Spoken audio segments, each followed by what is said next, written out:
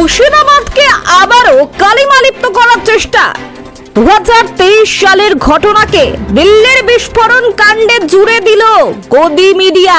না দিল্লি বিস্ফোরণের সঙ্গে এটা কোনো সাথ নেই। এটা 2023-এর কেস, জুন মাসের কেস। মুর্শিদাবাদ নামটা যেন কিছু গদি মিডিয়ার চোখের কাঁটা। দেশের যে কোনো বড় ঘটনার সঙ্গে এই জেলার নাম না জুড়লে যেন তাদের রাতের ঘুম আসে না। তেমনই এক ঘটনা ঘটেছে এবারও। দিল্লির বিস্ফোরণ কাণ্ডে মুর্শিদাবাদের নাম টেনে এনে গদি মিডিয়া তৈরি করেছে বিভ্রান্তি।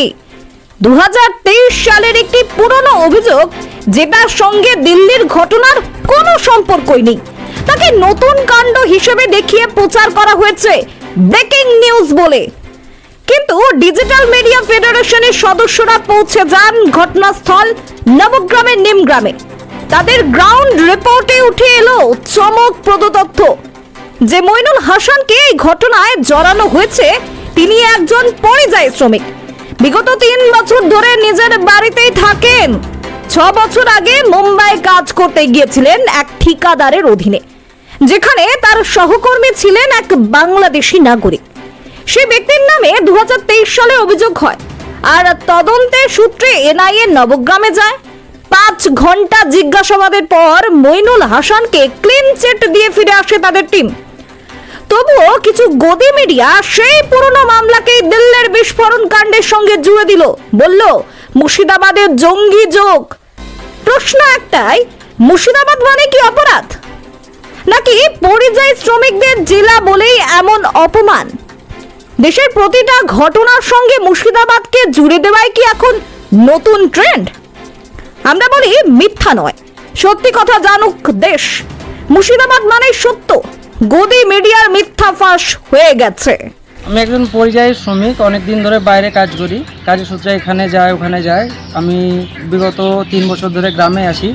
কিছু বছর আগে মুম্বাই গিয়েছিলাম, সেখানে এক কন্ট্রাক্টরের আন্ডারে কাজ করতাম। সেই কন্ট্রাক্টরের আন্ডারে আমি ছাড়াও অনেকজনই কাজ করতো, তাদের মধ্যে কিছু বাংলাদেশি ছিল।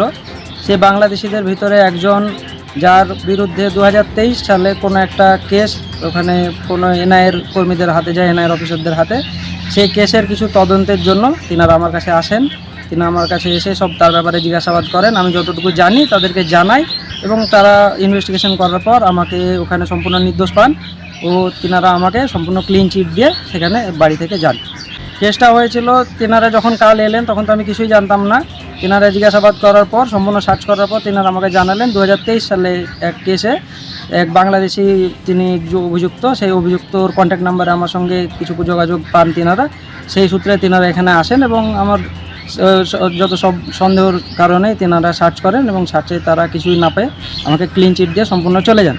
2023 সালের জুন মাসের কিছু কেস এটা। না দিল্লি বিস্ফোরণের সঙ্গে এটা কোনো সাথ নেই। এটা 2023-এর কেস, জুন মাসের কেস।